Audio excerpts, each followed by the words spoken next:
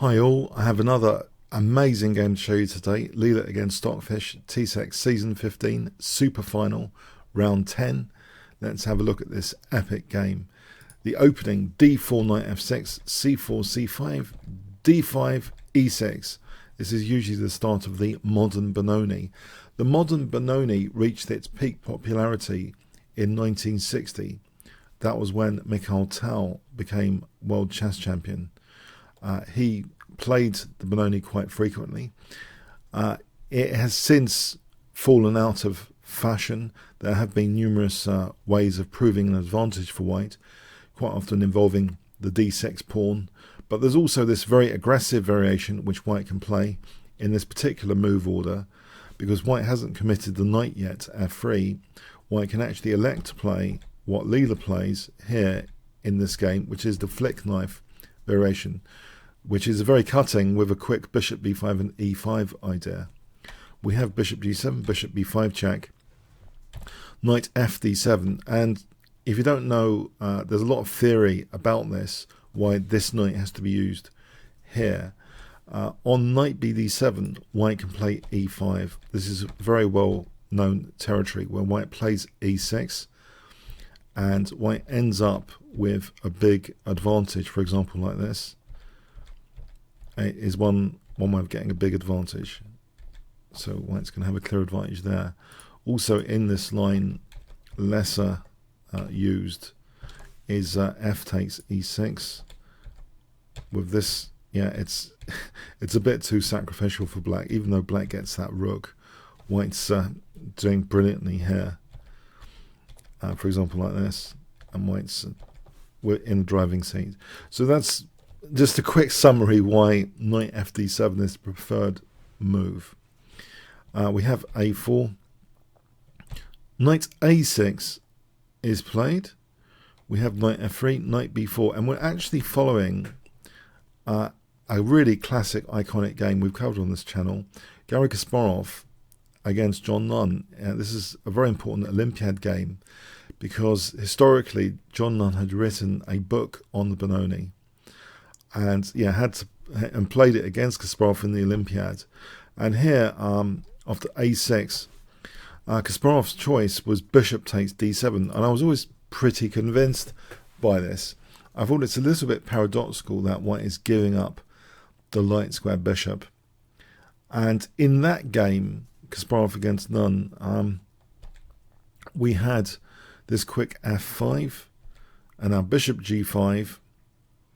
And this is awkward. There's going to be a potentially terrible form pawn if queen e8. You can see things like f6 form pawn as an example. So black plays f6, but now bishop f4, and that d6 pawn is targeted. We had in the game g takes, bishop takes d6, and here with the help of the latest Stockfish, it seems black can consider maybe rook e8. And as long as there isn't a piece entrenched on f5, this position might only be, I say only, a small advantage for white apparently. But in that Kasparov-Nunn game, we actually didn't see rook e8 here. We saw bishop takes a4, and the f5 square was actually taken up by a piece. So Kasparov playing very dynamically, willing to sacrifice pawns for these huge knights. So one on f5, and if queen takes, there's knight e7 check. So we have queen d7. Now knight takes e4. If knight takes, there's still queen takes d5 and knight e7 check. This hits c5, and all sorts of nasties in this position. Maybe even rook a3 to g3 if black's not careful. So black played king h8, and after knight takes c5, John Nunn actually resigned. The game could have continued. Queen takes here, knight e6, and not with the idea of playing knight takes g7. It seems even stronger is rook d4 in this particular configuration. For example, like this, and then rook takes b7, and letting black play that, because here there's going to be two rooks, killer rooks on the 7th rank. This is over, this position. Massive advantage. So that was the history of the game, an iconic historical landmark for the Benoni. That's why I'm confused to tell you about that. So I was intrigued, actually, why Leela voted for bishop e2 instead. Isn't this fairly passive? So in some ways I was initially disappointed. I thought, well, okay, maybe there's some evidence it's only a smaller edge for white if black played super accurately there. So here we have black castling, and now bishop e3, knight d f6. Well, actually, it's the only knight that can go to f6, so knight f6, knight d2, rook b8. And this is really interesting, yeah. So knight fd2 unleashes the power of this bishop retreat, because the bishop is controlling g4. There might actually be a potential g4. I think this is one of the secrets about this. And Leela gets off the sensitive diagonal here with king h8. And the really interesting thing to me about this is that classically the upside of the Benoni is meant to be the 3-2 pawn majority on the queen side. So it seems in some ways kind of natural to try and push these pawns. The other trump card for black at the opening in terms of favourable imbalances is this e-file pressure. Now here, if black elects for the e-file pressure aspect of one of the perks of playing the Benoni, it seems bishop e2 plays a pivotal role here. Bishop f2, this is an example. So the e-pawn is currently safeguarded by both knights. And now bishop h4, and here g4. Believe it or not, this could be a model way of playing the position, and after h6 to give up the dark square bishop, to push through with e5 and get this position, which seems very advantageous to white. Just as a follow-up example, queen e2 hitting h6, clamping down on the queen side. This is just a fictional variation now, but white's doing really well here. This would be a kind of dream thematic position. So it seems, if rook e8, this zigzag maneuver with the idea of exchanging off strategically the knight, pushing through e5, pushing through f5, getting the e4 square.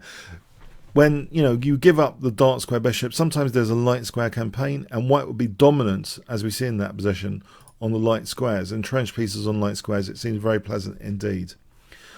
So that's interesting. So maybe there's evidence why rook e8 wasn't the preferred usage of black's trump cards out of the opening, but rather the queenside pawn majority. And what's really interesting to me, kind of semantically, how I interpret this game is black's advance on the queen side seems logical, but it's kind of, they're prone to being undermined. And if they're undermined, it's white who ridiculously, the unthinkable scenario is white basically ending up with queenside connected passed pawns. You would think that's unthinkable and ridiculous, because isn't it black's perk to have the queenside pawns? Well, let's have a look at what happened in this game from here. The first interesting thing, Leela totally adjusts appropriately to this position, of course, with bishop g1. The idea of playing bishop f2 to h4 is cut through because black is providing support for a distractive c4 and knight d3. I'll show you that for a moment. So say, instead of bishop g1, say a takes. Here, we'll just rule out this, by the way, this tactical variation. Before we look at bishop f2, let's rule out a takes.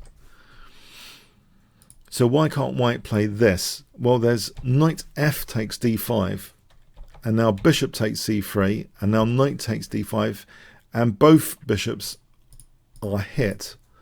And if queen f3, knight takes, and then rook takes, black's getting a big advantage. So there's tactics which show a takes isn't that great. But as for the bishop f2 plan, aforementioned, there's c4 here, marking d3. And if white tries bishop h4 now, it seems as though black will be in great shape. Let's continue with this plan just to see what would happen.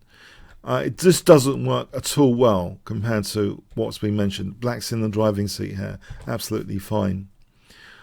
So yeah, this adjustment with bishop g1 is really interesting, and the bishops are kind of lurking in the background here as if white's interested in taking over the queen side with these bishops.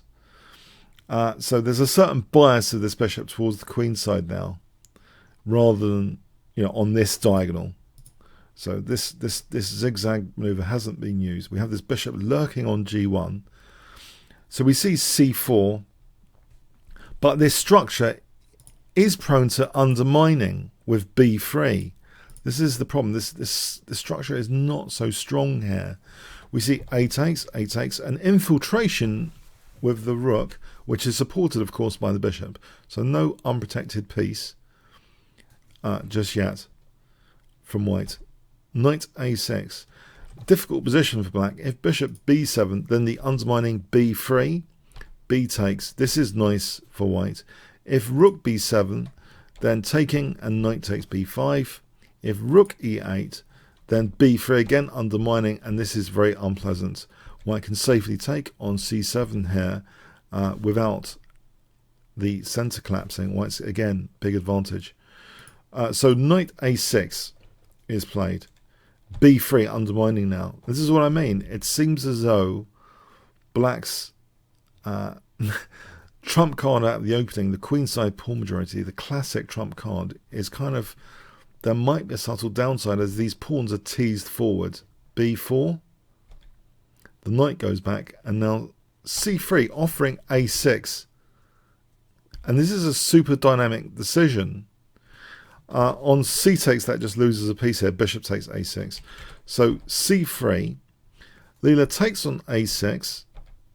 So, and now Stockfish plays rook e8. Now, if white wants to retain the piece, it's actually a terrible thing to try and retain the piece. If black, instead of rook e8, had played c takes d2, then this is very nice for white. Look at that, rook a7 supported by the bishop. And this will be great for white. So in the game we have rook e8, and Leela wants black to take here, wants to support the centre with queen f3. If the knight had moved, then black has ample compensation after knight takes e4. This knight is a miserable creature in this position. Black's taken white's central part. In fact, black's doing fine here. White's only got a small edge, if any. So queen f3, and we see rook c8, and now rook c6. So yes, black was potentially threatening c2. So for example, with h3, not taking but c2, and this position is at least even for black. So with rook c6, Leela is forcing these pawns to basically evaporate pretty soon here. Because after queen c7, again, not moving the knight but e5, maintaining the c6 pawn.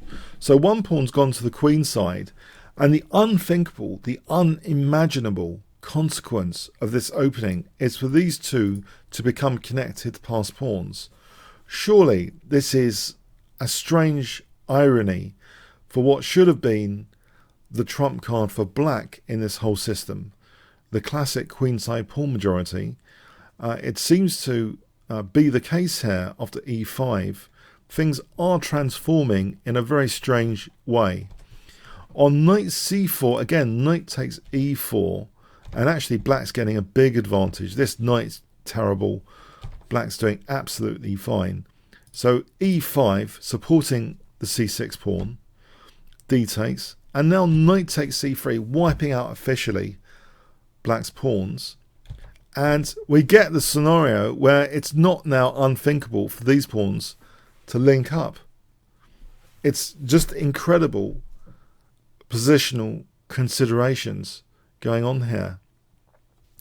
You could perhaps say that Stockfish has been in some sort of hypermodern style being destroyed, occupied with aggressive pawns just to be destroyed later, and in fact replaced with white's own two connected passed pawns here.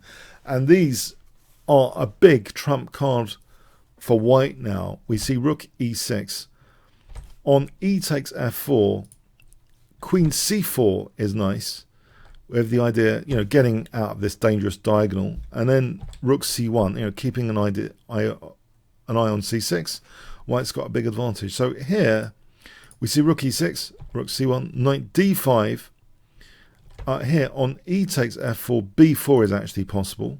So knight d5, queen c5, and this position b5. And look at the bishop. It's supporting things like, well, it's huge, this position. So the unthinkable starting to happen here. These two connected passed pawns. Queen a1, keeping around, funny enough, on this diagonal, because of that queen a8 check consideration. Queen c8 is played. On e takes f4, queen a8 check, and now b4, believe it or not, is the strongest move. The strongest, not bishop c5. On bishop c5, this is okay for white, nice for white as well, but b4 is much stronger. So b4, and if knight takes now, bishop c5 is crushing, because of that pinned bishop, of course. And so what does black do? So queen e7, there's knight f3, and then knight d4, and then b5. This is just so crushing with the pawns. So yeah, queen c8 is played. Queen a4, e takes. Rook c5 hitting the knight. Now knight f3. Bishop f8. The rook drops back. Bishop d6, trying to set up a blockade. Black's really in a passive way. I mean, it's just an incredible transformation. Who would have thought that black advancing those pawns, and they've literally been replaced with white having two connected passed pawns. Queen a6, and even with the queens coming off, well, this helps because of b4. The blockade is tactically undermined here for c7. And in fact, black gives up a piece now desperately. Bishop takes b4. If knight c7, then rook b1, and this is going to be crushing. So, for example, rook e4, b5, and pushing through. The pawns will push through, basically, in these scenarios. So we have bishop takes b4, c7, yeah, so a piece up. And the technique here is interesting because it seems as though this could be difficult. It's two pawns, basically, for a knight, but they're double pawns there. We have rook c4, bishop d6, h4, king g7, rook a4, king f6, check, the king goes to e7, bishop g7, tickling. It's interesting here, tickling these pawns to try and fix them. So this is now fixed on h5. Bishop h6 hitting f4. And it's starting to be difficult to defend that. If rook f6, bishop g5. So we have rook e2, check. Now here, king g1, also taking on f4 was possible. But king g1, check, king h2, king g7, now taking here, f6. And now Leela wants black to play f5 to get the g5 square, believe it or not, for the king. That's kind of the winning recipe. I say that with benefit of hindsight, of course, because it's not that clear. But let's imagine that's the winning recipe to try and get f5 to be played. So have, from that perspective, check out these moves now. Rook c4, king g1, bishop d2, already trying to probe f6. Because if white can arrange like something like bishop c3, rook c6, and maybe even a knight maneuver to get f5, then the king can use g5 later. That's the essence of the plan here. King f1, check. And rook a7, bishop c3, bishop e7, rook b6, rook c7, bishop e1, rook c1. And you might think, well, why did the rook leave the 7th rank? Isn't this truly bad news? Because there's going to be a pin. So on rook c1, we had rook b7. Now, before going any further, I wanted to investigate if the rook hanged around the 7th rank to protect the 7th rank with rook a7. And it seems, white's pieces can essentially coordinate on f6 to force an f5 to happen. For example, this is just an example, the knight coming to e4. Once f5 happens, it doesn't matter if white even has double pawns. This will be much clearer for entry points on the dark squares. So it doesn't matter about bishop takes g5. So that will be the winning plan. So we see this release of the 7th rank. And that's, quite a nasty pin, potentially with bishop e4 once this is unpinned. So we have king e8. If rook a1, knight d4 actually is also a key move for knight c6, for example. And here, this is getting nasty then for black. So we had king e8, rook a7. King comes up, bishop d2, rook a2. So interesting scenario here with bishop a3. Okay, so we had bishop a3, bishop e3, bishop b2, knight e1, king f7, knight d3, bishop a3, rook a1, and now king e6, which seems tactically awkward. Isn't this aligned in a way to this fork tactic if the bishop wasn't on c5? So white tries to lure the bishop away. It seems a bit of a ridiculously provocative move for Stockfish to play, but bishop d6, so not taking on c1 because of knight c5 check. So bishop d6, and now we have this nasty pin, rook a6, king d7, bishop b2, and white's pieces are coordinating very nicely. f5 finally played. This puncture through now, really solidifying these pawns even more, gives g5 for white. So now we see bishop c1. Basically the bishops can be potentially exchanged off like now, and now the king will be able to travel to g5. We have bishop takes, knight takes, king e7, king f2, king f6, knight h3, coming round potentially to g5. Now check, and the game ended here. Sorry, did I say check? It's not check. The game ended here. This is so at move 79. If the game continued, so both engines thought it was absolutely lost. Here's a winning scenario. King f2, king f3, king goes up to f4. Now we play this check, and now we play this check holding the knight, and the knight holds f6. And if king h6, it looks like mating that time with knight g5 for rook h7. So let's say king here, and then the king finally gets into g5. And you can see that black is being dismantled now. It's getting extremely horrible. That's clear enough for me anyway. Your knight f6 and king takes g6 is on the way. So let's go back to the game end position. I felt this was a theoretically important game, with some evidence to show that maybe bishop e2 has great strength to it, maybe even stronger than Kasparov's bishop takes d7, the iconic bishop takes d7. Bishop e2 seems to carry with it the idea, if black doesn't play the immediate b5, c4, knight to d3 plan, it has the idea of bishop f2 to h4, with the idea of taking on f6 for e5, for de for f5, for getting massive pieces on light squares. Alternatively, if black does try and activate the queen side as shown in this game, the bishop can drop back to g1, and white can seemingly try and basically take over the queen side, get connected past pawns. It's an unthinkable positional plan. Really shocking. Absolutely shocking positional plan. Because it was meant to be black, quite freely using the queen side as a sort of perk of playing this opening. So I found it very, very interesting. I hope you did too. If you enjoyed this game video, then please click on the top left box, which should appear shortly. Become a member at chessworld.net, play against other YouTubers. You can also test yourself on the variations covered in this and other games from the improved menu, the puzzle books option, which has a link to the annotated game. Comments, questions, donations, see the description. Like, share, subscribe with the notification bell. Really appreciated. Thanks very much.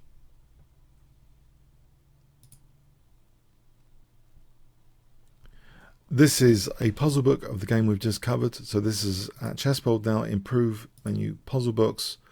This one. I'll try and put the opening names. I keep saying that. I'll put the opening names soon, actually.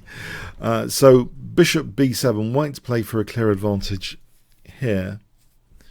I think I've completely forgotten. Is it knight takes b5? No, let's get a hint. b3, undermining the pawn chain. Yeah. And I think, can we now take on c4? Yes, with the bishop holding e4. That's important. White to play for a clear advantage here. I think just taking and taking on b5 because e4 is held. As long as e4 is held. Here, I think, can we just take on here? Yep.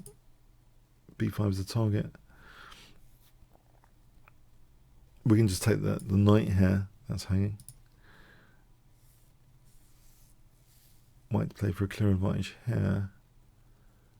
I think we just take here and then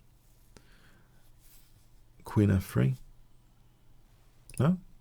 Oh, rook a7 first. Nice. Yeah, to gain that tempo and then take to get the pressure off e4. Actually, can we just play queen f3 now? No. Bishop d4. That pins the knight. Yeah, so it's good to revise the finesses. Here, I think rook c1. And then taking here. Black to play for a clear advantage here. I think black just takes this and can take here and just drop back the queen to protect f7. Actually, yeah, because white's maybe threatening f7. So black's actually in a driving seat there. Clear advantage here.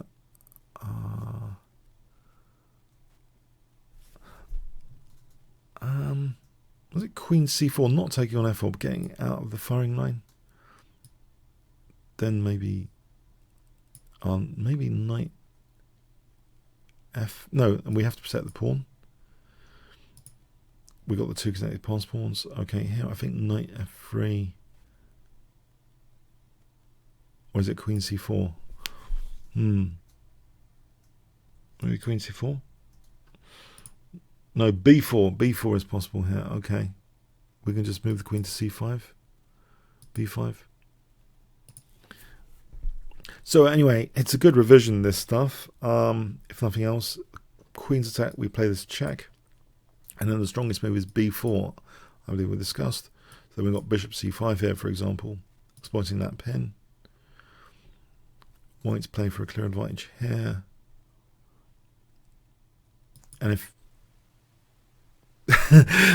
that seems... okay, here, is bishop c5 here? There's another way of playing it with taking, and then it's another way of playing it. Okay, so white to play for a clear edge here. Hint, knight f3. Okay, yeah, if knight takes this bishop c5, I think we can hit there on b5. Here, I think we can just take here. As well as the game continuation, this was fine for white as well. Here, I think we can we do this? Ah, okay, what's the hint here? Knight d4, right? And then bring the king up. Nope. Bishop b4, of course, using the pin, that's the whole point. Yeah, to unpin here to pin. Okay, here there was knight c5 check. That was a trap line, potentially. Here we can just play the check and then go into g5. Okay, so yeah, you can apply whatever filters you want, basically. So I hope you enjoy that and check out the other books on the puzzle books, particularly the famous players is an interesting one. So Kasparov, Carlsen, Kramnik, Fischer, there'll be more famous players added soon. So I hope you check that out as well. Okay, thanks very much.